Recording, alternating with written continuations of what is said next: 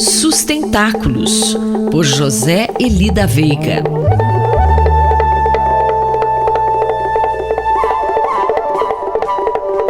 Professor José Eli da Veiga, bom dia.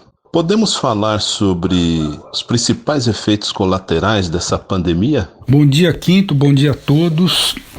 É impossível exagerar a tragédia que nós estamos vivendo, que começa por ser de saúde, evidentemente, mas que tem inúmeros outros efeitos colaterais. Essa expressão realmente está sendo usada até demais. E esses efeitos colaterais, em geral, os que são mais apontados são econômicos e sociais. Então não há dúvida nenhuma de que este ano, talvez mais do que este ano, não se sabe exatamente quanto, vai ser de retrocesso em termos de bem-estar em geral, em termos de desenvolvimento humano, chame-se isso do que se quiser. E com características de desigualdade, né, ou de impactos desiguais, que por enquanto não estão claros, né? Eu chamo a atenção de que os piores casos que a gente tem, pelo menos, sido informado, ocorrem em países de altíssimo desenvolvimento ou médio desenvolvimento, se for o caso de se pensar na China, por exemplo. E enquanto isso, a região mais difícil do mundo, que é grande parte da África, por enquanto ninguém sabe se vai ocorrer lá e que tipo de estrago esse vírus pode fazer, não é? Mas o que eu queria destacar é que no meio de todos esses efeitos colaterais adversos, é preciso enxergar também alguns que podem ser benéficos, por incrível que pareça. Mas quais seriam, afinal, esses efeitos benéficos? Pois é, no curto prazo de alguns anos, dificilmente alguém poderá apontar algum efeito colateral benéfico, como eu estou dizendo.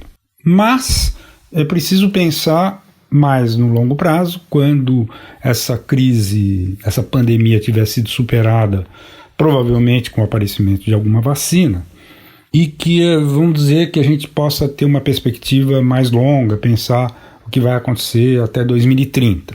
E aí é preciso não esquecer que essa parada súbita da economia está tendo vários efeitos que precisam ser destacados. Por exemplo, está empurrando muita gente que estava mais ou menos devagar na entrada no mundo digital a ser obrigatório. Por exemplo, um pequeno negócio hoje, para ele sobreviver, ou ele entra no mundo digital ou ele não tem condições. Ele vai, né, numa situação como a atual, que a única sobrevivência dos negócios está no mundo digital, e nesse sentido está havendo aquilo que a gente chama de desmaterialização da economia. É cedo talvez para ver quais serão os efeitos sobre, por exemplo, o eventual recuo das petrolíferas e um avanço das energias renováveis. Isso não há sinais ainda de que esteja ocorrendo, é muito cedo, mas de qualquer forma, em termos gerais, quando se fizer um balanço,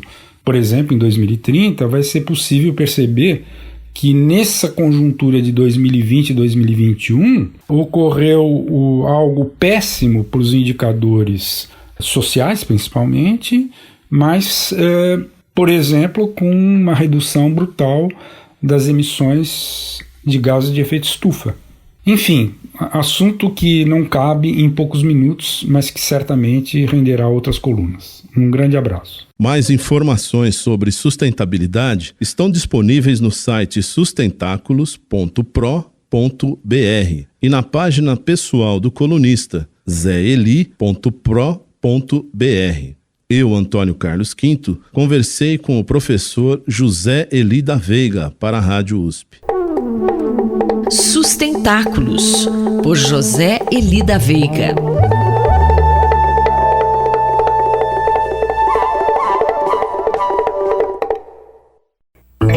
Cidade para Todos, por Raquel Ronick. Bom dia, professora Ronick, como vai?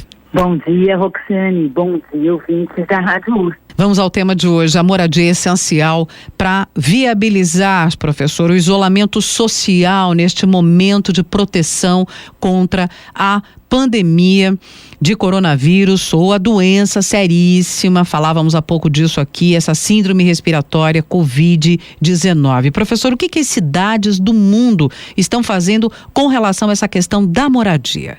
Bom, uma questão que surgiu como uma pressão social muito clara é de que, se é absolutamente necessário ficar em casa, que em casa é a diretriz mais importante nesse momento, né, de contaminação comunitária da pandemia em muitas cidades e países, já várias cidades, por exemplo, mais de 10 cidades nos Estados Unidos já decretaram uma proibição dos despejos e das remoções. Porque a lógica é absolutamente clara. Como é possível colocar uma pessoa na rua sem casa nesse momento? Então há uma suspensão temporária dos despejos, das remoções. Isso está se alastrando em vários países europeus. Isso também já foi decretado. Em Singapura isso também já foi decretado. E começa a haver também uma movimentação da sociedade civil no sentido de uma moratória de aluguéis para a população que tem uma renda mais baixa. Isso, por exemplo, é um movimento importante que está acontecendo na Espanha, onde você tem um grande percentual de moradores de aluguel em algumas cidades, como, por exemplo, Barcelona. Mas para nós, Roxane, a questão que é preciso colocar é que há também quais são as condições de isolamento que os domicílios têm para que as pessoas possam ficar isoladas lá dentro, inclusive, eventualmente, alguém que apresenta sintoma. Então, para nós, a questão é que domicílios são totalmente adequados, ou seja, tem água encanada, tem esgoto, tem energia, tem coleta de lixo, e não tem uma super ocupação da casa por muita gente, o que impediria as pessoas de ficarem isoladas. Na verdade, a situação é muito complexa, Roxane. Apenas metade dos domicílios no Brasil tem essa condição, digamos, mais adequada para o isolamento. E alguns, especialmente, 18% dos domicílios tem mais de 3 pessoas por cômodo, Roxane. Então a questão é que medidas deveriam ser tomadas aqui, nas nossas cidades brasileiras. Bom, então foi lançada hoje uma campanha por organizações da sociedade civil, uma carta para a sociedade, para as autoridades, lançando a ideia de mobilizar os quartos vazios de hotéis, que existem em grande quantidade. O Brasil tem 2,5 milhões de leitos de hotel. Evidentemente, em função da pandemia, eles estão com uma super subutilização. Só nas capitais a gente tem 640 mil quartos de hotéis, uma parte disso estaria vazia. Eles têm um mínimo de estrutura para propiciar um alojamento temporário. Na cidade de Valparaíso, por exemplo, a própria rede hoteleira já está tomando a iniciativa de disponibilizar isso para oferecer condições de abrigo temporário para aqueles idosos, para aqueles que apresentaram sintomas, que não têm condições de isolamento dentro dos seus próprios domicílios. Essa medida é uma medida que, evidentemente, melhoraria muito essa condição de forma imediata e, portanto, me parece que é uma das questões que podemos e devemos implementar aqui também entre nós, Roxane.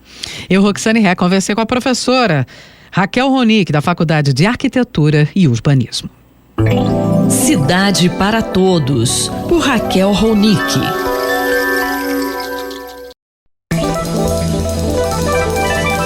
Poder e Contrapoder, por André Singer. Professor André Singer, é preciso avisar os ouvintes que a gente está gravando essa coluna na quarta-feira, e eu gostaria de te perguntar sobre o pronunciamento do presidente Jair Bolsonaro, que ele fez ontem, terça-feira. Como é que o senhor analisa esse pronunciamento?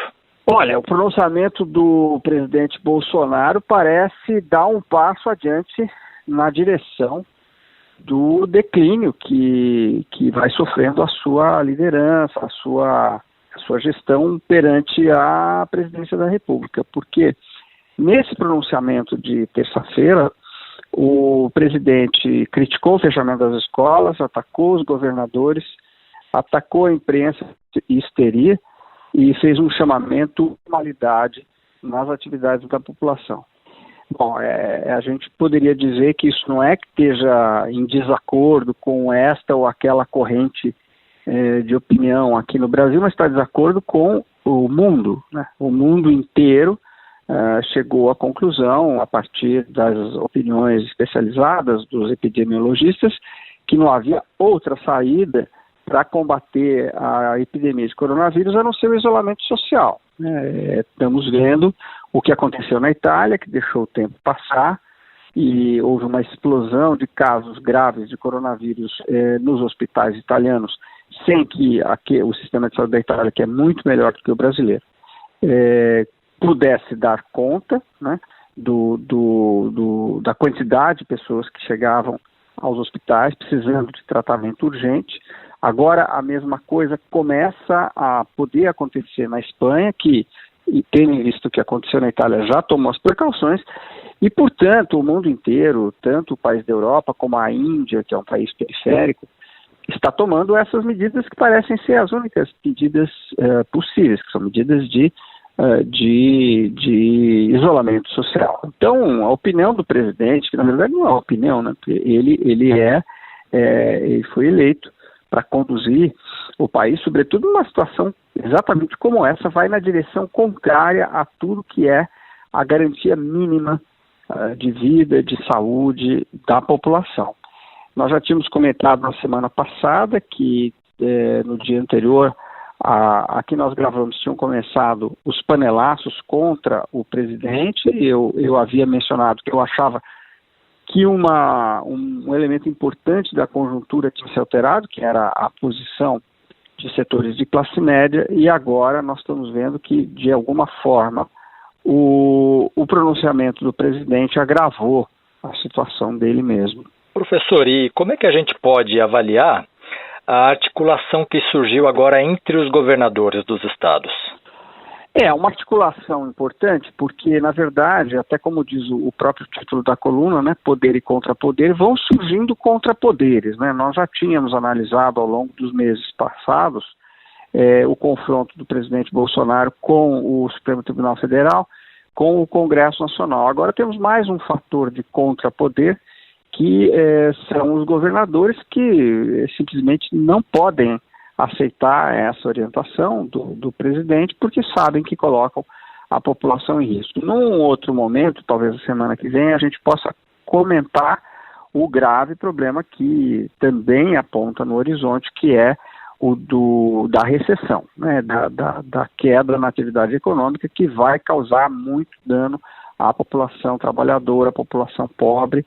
E claro que isso tem que ser combatido, mas infelizmente nós não vamos ter tempo hoje de discutir esse assunto. O fato é que nós estamos vendo aqui uma articulação de governadores que, independente das suas correntes partidárias, está unificada em torno de medidas mínimas de bom senso que faltam ao governo federal. Muito obrigado, professor. Até a semana que vem. Sou eu que agradeço, muito obrigado e até a semana que vem. Esse foi o cientista político André Singer, que conversou comigo, Gustavo Xavier. Poder e Contrapoder, por André Singer.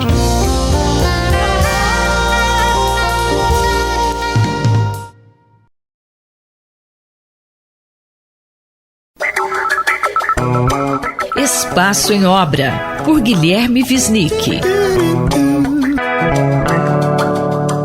Olá, professor Guilherme Wisnik. Qual vai ser o tema da sua coluna de hoje? Bem, Márcia, eu gravo esse programa aqui após ter ouvido o pronunciamento do presidente da República, ouvido estarrecido, né? Assim como acho que grande parte do país, esse pronunciamento em que ele pede uma volta à normalidade em nome do bom funcionamento da economia, portanto oferecendo as vidas das pessoas em sacrifício, né?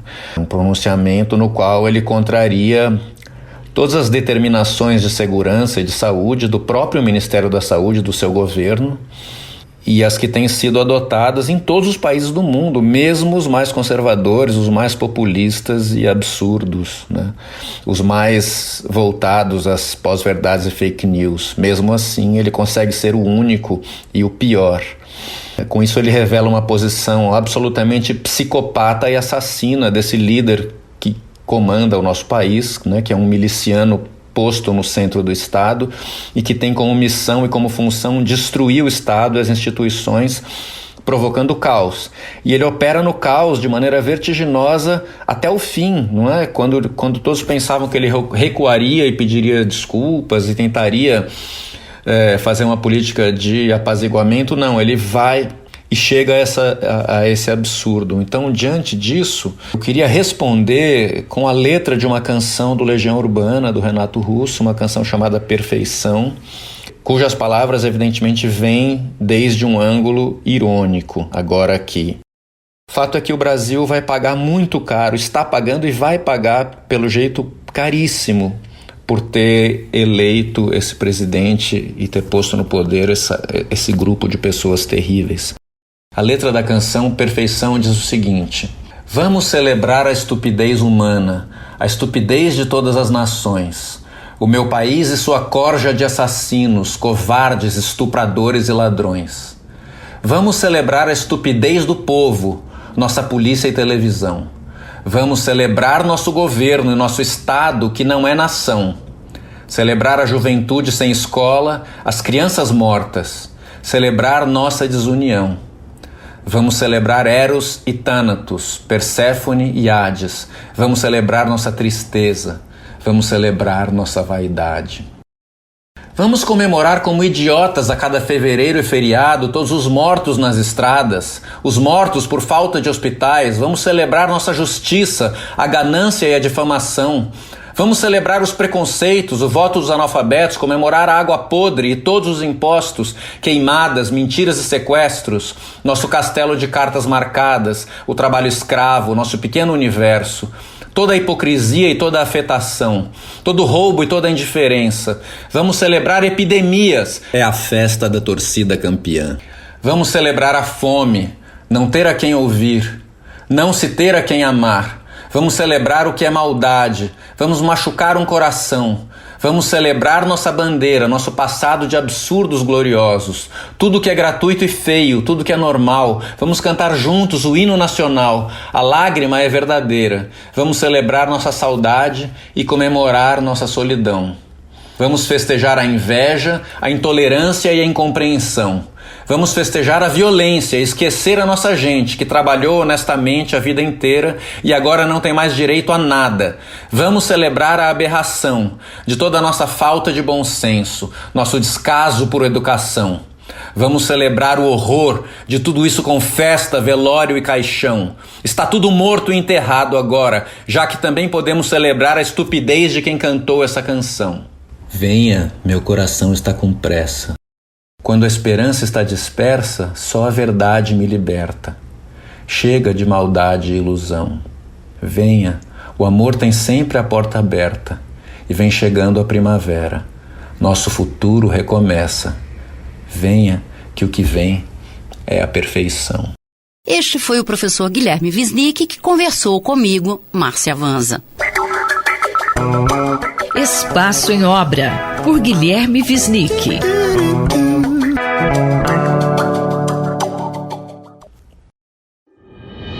Cotidiano na Metrópole, com o professor Nabil Bonduki. Olá, professor Nabil. Como que o senhor está avaliando a situação da população mais carente durante essa crise do coronavírus em São Paulo? Denis, realmente a situação é muito preocupante se a gente considerar várias condições de habitação da população vulnerável, como as favelas, os cortiços, os assentamentos precários, como loteamentos clandestinos, muito densos, e também a população em situação de rua. Eu acredito que nós temos que ter um plano emergencial para enfrentar a situação dessa população. E aí eu vejo nas ruas de São Paulo a população em situação de rua compartilhando tudo, né? Compartilhando a comida, vivendo em condições de muita precariedade, com muita população que também tem debilidade na saúde, pessoal que tem problemas graves de pulmão, problemas graves de todos os termos de saúde, pouca condição de resistência a uma doença, e isso é muito grave. E quando a gente vai para a periferia, a gente vê aí, são quase 2 milhões de pessoas que moram em favelas. As favelas são as áreas mais densas da cidade. Nós chegamos a ter em São Paulo mais ou menos 280 mil pessoas que moram em 5 pessoas, dormem 5 pessoas ou mais no mesmo cômodo. Obviamente isso para as doenças do aparelho respiratório é gravíssimo, então a contaminação vai ser muito grande, ainda mais que não estão sendo feito teste nas pessoas, então as pessoas podem estar transmitindo. E o fato das moradias serem muito pequenas também acaba gerando uma condição ainda mais grave, que é o fato de que as pessoas saem para a rua, porque o espaço é tão pequeno, o espaço é tão irrisório, que as pessoas não conseguem ficar dentro de casa. Aquilo que se quer evitar fora da casa, na rua, a aglomeração, acaba acontecendo dentro da casa ou naquelas vielas muito estreitas, pequenas, no que existe nas favelas e nas áreas de assentamento precários. E na sua opinião, o que o poder público pode fazer para ajudar essas pessoas? Bom, Denis, eu acho que nós não podemos simplesmente adotar para a população mais vulnerável de São Paulo, que mora em condições precárias, a mesma estratégia que tem sido difundida, que está muito focada no setor médio, na população que mora numa casa adequada, que pode ficar isolada, que tem condições de ter alguma poupança ou um salário, uma renda fixa, que pode, portanto, ficar em casa e viver normalmente, apesar da restrição. Então, nós precisamos de um plano emergencial para a população vulnerável, um plano que permita, por exemplo, que toda essa população possa ser testada. Nós vamos realmente testar a população para identificar quem está contaminado e retirar as pessoas contaminadas de dentro desse ambiente. E eu proponho que a gente utilize a rede hoteleira de São Paulo e outros espaços ociosos. Só nos hotéis nós temos quase 40 mil cômodos que hoje estão vazios, que podem ser utilizados para isolar essa população vulnerável, e ali tem condições de alimentação adequadas, tem condições de um acompanhamento adequado por parte de todo o setor público. O poder público precisa ter iniciativas, porque muitas iniciativas estão vindo da própria população, das organizações populares, mas isso é insuficiente considerando o tamanho da cidade, o tamanho do problema e a responsabilidade do poder público. É muito importante também que a gente possa ter uma suspensão total dos despejos, das reintegrações de posse, para que as pessoas não fiquem sem alternativa de moradia. É fundamental também suspender o pagamento de contas de água e outras contas que oneram essa população, garantir finalmente uma renda básica, uma renda de cidadania básica emergencial, equivalente a uma cesta básica, para que a gente possa garantir para essa família alimentação nesse período de emergência que nós estamos vivendo. Fora isso, nós teremos aí condições muito graves, com um verdadeiro genocídio dessa população, e certamente vamos ter muitos conflitos sociais se não for feita uma política específica para os mais pobres. Eu, Denis Pacheco, conversei com o professor Nabil Bonduki para a Rádio USP. Cotidiano na Metrópole, com o professor Nabil Bonduki.